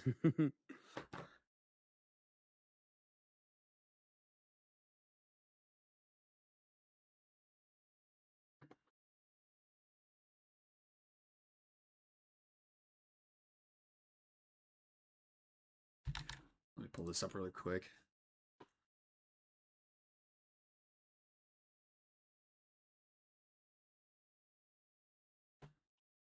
But yeah, aside from, but yeah, outside the off-screen moments, are there any additional on-screen moments you'd like to give notice to or give some extra attention for?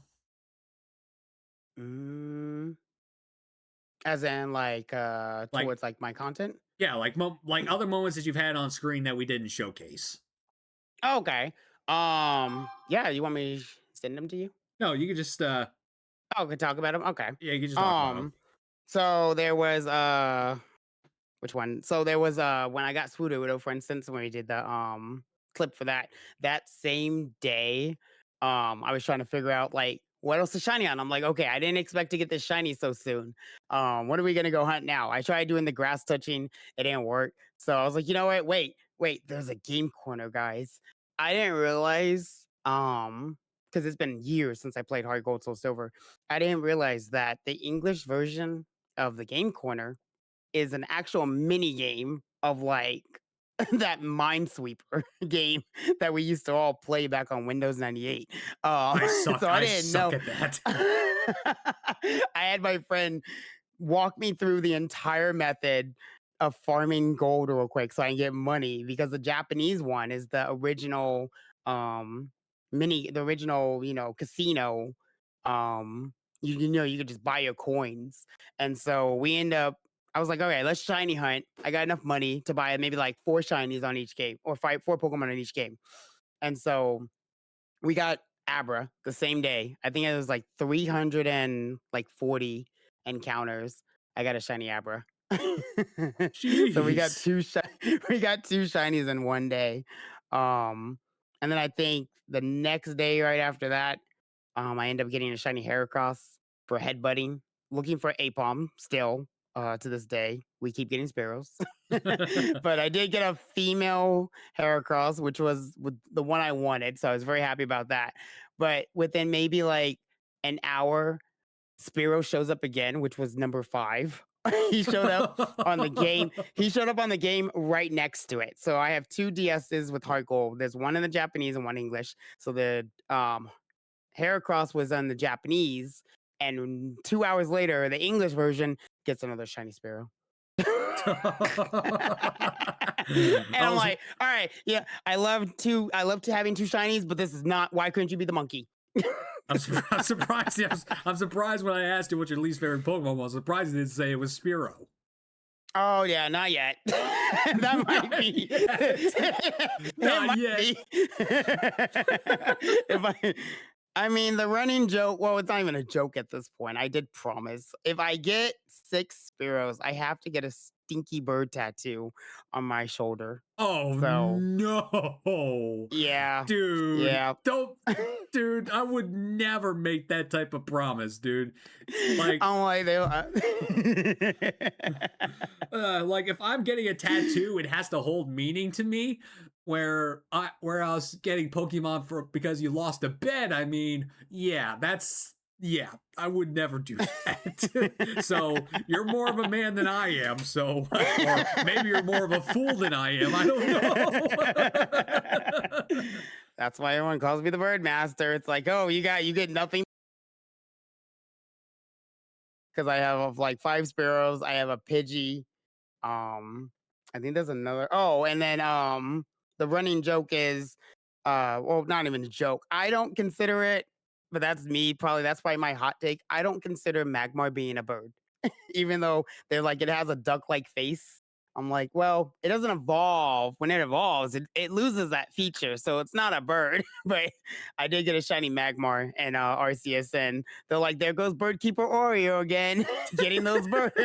And I'm like, and I got to go, a Zubat, because I'm doing a full odds, what is it called? Full odds random team shiny badge quest and Arceus right now. Uh-huh. So the first Pokemon that shows up as shiny is my team. And my first Pokemon that I got was Zubat. Which ain't bad. Crobat's not bad. It's not bad. But then the second area, I did make rules, no duplicates and kind of thing.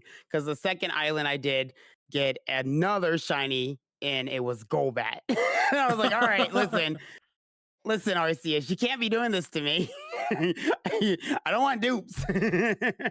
So, but yeah, so I've been doing a couple other shiny hunting off screen, looking for Magnemite and Black 2, and the I think it's like the second town area, um, route where you get Magmar and or Magby and Elekid.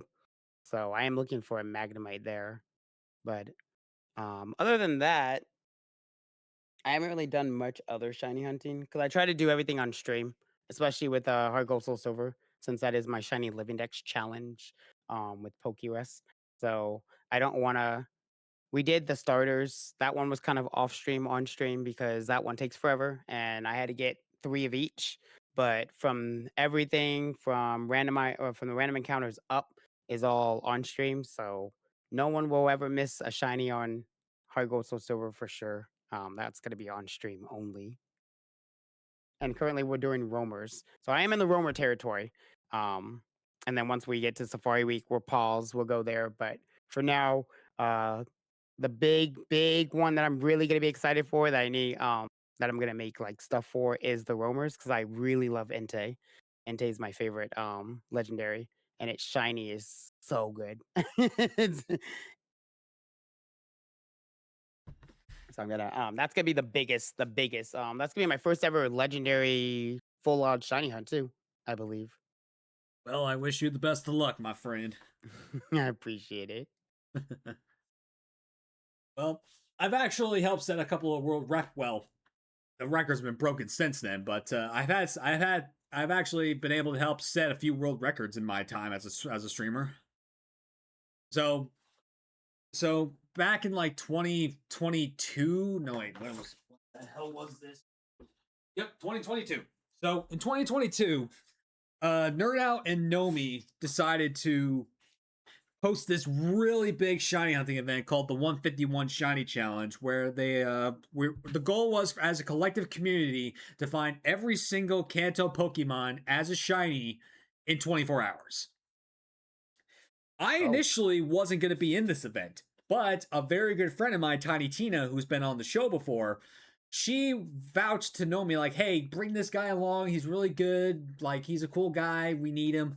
So I got invited literally the day before the event. I'm like, I got no time to prepare.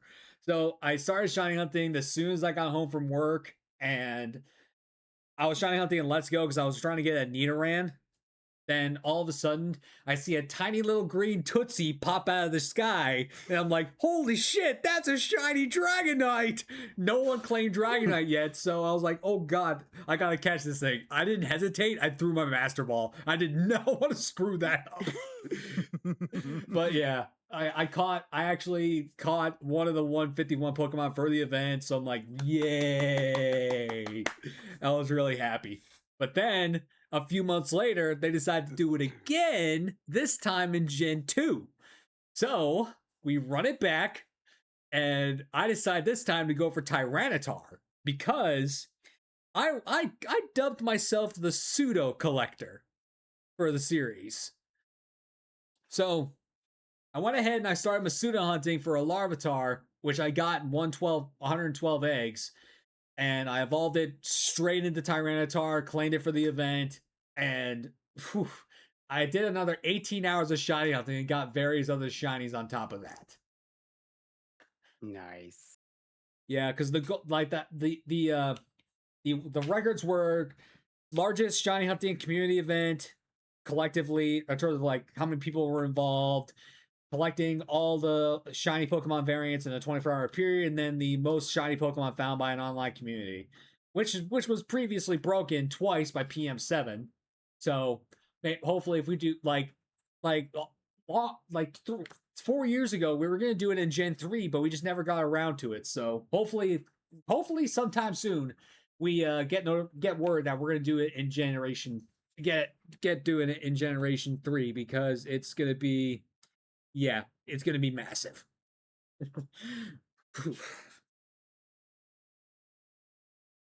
Yeah, I'm trying to get more into the events as much as I can for the. I know I participated in the radar one.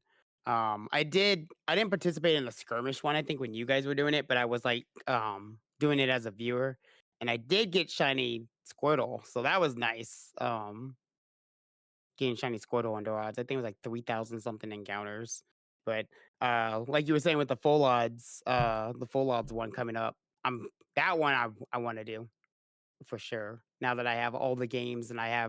they're all kind of pretty much ready to actually now hunt on because that was my biggest thing when I started collecting last year. With all the games, none of them were ready. I was trying to come up with so many projects, and now that they're all ready, I can start participating in all the events that's going on. It's Yeah. gonna be really exciting. I mean, if you took part in the radar showdown, if you took part in Madar, you'll definitely get word. Well, if you're in the showdown Discord already, you'll get word of the full lot showdown. Yeah, I am. All right, then yeah, you'll get word of it.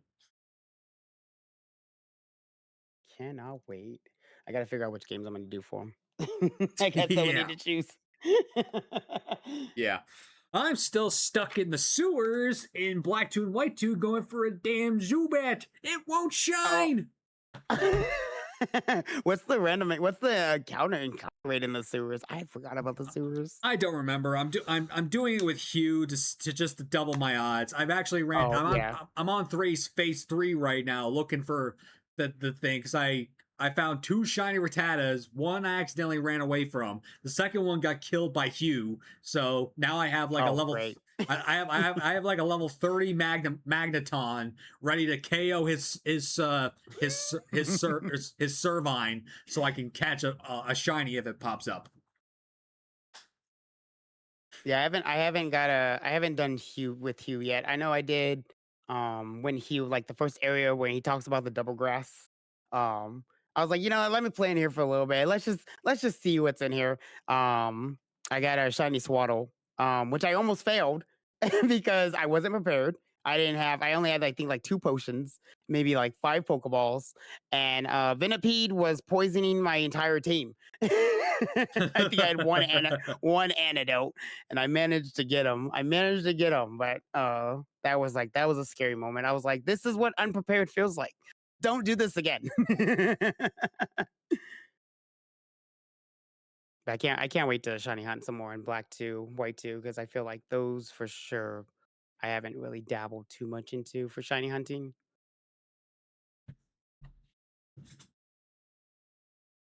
All right. So at this point of the show is when we normally talk about any of the most recent Pokemon news, but right now the Pokemon news is kind of dry, so we really don't have much to talk about. So we'll just jump on to the last category of the show. It's the future plans and goals. So are there any goals that you wish to achieve by the end of the year, or is there like a big goal you want to achieve as a content creator? So what do we got? What does Level Up Oreo have in store for us? So I am working currently on my YouTube right now because it's been pretty dry. I'm learning how to do templates. I'm learning how to edit videos now. So I'm messing and dabbling in the video software. So hopefully, um, between now towards the end of the year, there's gonna be a lot more YouTube videos posted. I'll try to get one like every week out after I mastered the whole editing software and because the recording part's not the hard part. It's more like the editing, what to cut out. I still have to learn, what not to use and what to use. So my friends are helping me out with their and then the templates. That's that's another thing. The thumbnails. So those are that's something I have to learn too, how to make a thumbnail. So once I figure that out, you guys can see a lot of things on YouTube. I'm also learning how to multi-stream. So trying to stream both on Twitch and YouTube. Make sure that I'm recording my videos. That's another new step for me. So I don't have to download them anymore. Better for editing. More overlays. Currently working on creating overlays for themed hunts. So you guys can see some really nice, cool, different overlays made by me. And hopefully you guys will get to see some art streams as well, some Pokemon art. So I have a tablet that I'm learning how to draw right now. So new emotes. Hopefully we'll get like a lot of just the ball rolling with the whole little refresh revamp of the channel to make it more Pokemon themed ready for next year. That's amazing. I'm really looking forward to seeing your progress. I'm excited. I have them all. I have like so many things written down. I got from Shiny Decks that I have like my notes in of like what's to come and what I need to be working on. So I'm reaching out to a lot of my friends that also have been doing it for so long. I got a friend of mine that's actually teaching me how to use the video software. So That's awesome. So what I got planned is that I'm gonna finish up my current Nuzlocke project I got going on, and then as soon as I can, I'm gonna start my new series, which I'm dubbing. Well, actually, I'm dabbling between these two names. Can a Team Magma Grunt become Pokemon champion or strongest Team Magma Grunt ever?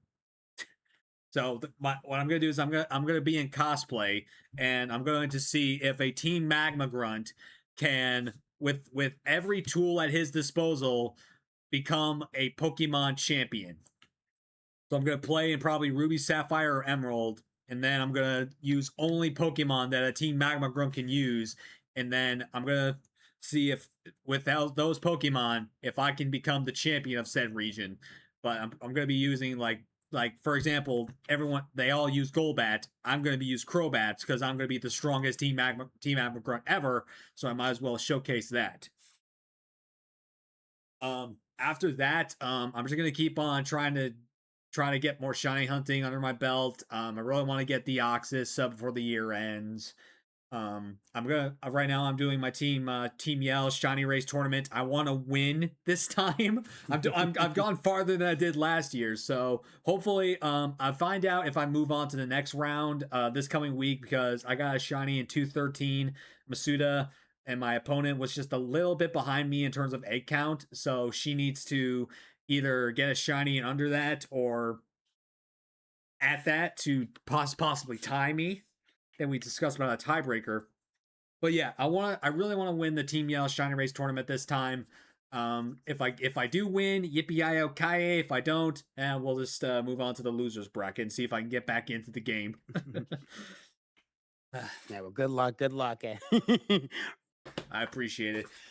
Um, but yeah, I got Worlds coming up in a month and a half, so I'm going to Worlds. Oh. I can't wait to go have so much fun. I need to do what I didn't do at NAIC and get group cosplay photos with Team Magma Grunts, possible Team Aqua Grunts if they're there. You know, any grunt that's there, we need to do like a versus photo. You know, just right up against each other, going like, "Hey, are you gonna face me?" uh, but yeah, that's what Dark Master Spence has in store for y'all. Hopefully you're all join me for the ride. Absolutely. All right, Oreo. Thank you so much for taking the time out of your day to come sit in the hot seat of PokeNERDS Inc. and let me figure out what makes you the PokeNerd that you are, and for also being a absolutely amazing member of the Pokemon community as well. I appreciate it. Glad to thank you for having me, Spence. Really excited to come along and just tell about myself and talk about Pokemon. Yeah, we really appreciate you being here, Oreo. So I need one more thing from you. So the rule of thumb around here is the guest chooses the raid. So who's raid white now that you want to raid into? And they can be anybody playing anything. All right, let's see who we have. You know what? My boy's still going strong, and I haven't talked to him in a minute. Let's go raid Sade. No problem. I'm actually lurking in his stream right now. He's trying to get that last shiny right now for his dream team Yep. quest. Absolutely no problem. We'll raid into him. All right, members of chat, if you are subscribed to my channel, Dark Master Spence, you can use this raid command. If you're not subbed to the channel, you can use this raid command. All right, get those copy and pasted, and we'll go raid Sated and send them the Pokemon nerds hype. So, do you have a normal outro you like to say at the end of your streams or whatnot? And normally I just say, wherever you are in the world, night or morning, you guys have an amazing, great rest of your day. Happy hunting and stay true to yourselves. I like to say thank you for choosing the back alley. It's your place to hang out today. Stay safe, stay strong. I'll see you on the next one. Take care, you nerds. But in honor of the true Turbo, I like to remind you guys to stay safe, stay rockin', stay true to yourself. I'll see you guys in a few weeks, another episode of pokeNERDS Inc. But from all of us here at pokeNERDS Inc., thank you so much for tuning in, and we'll see you next time. So until then, bye-bye. Bye.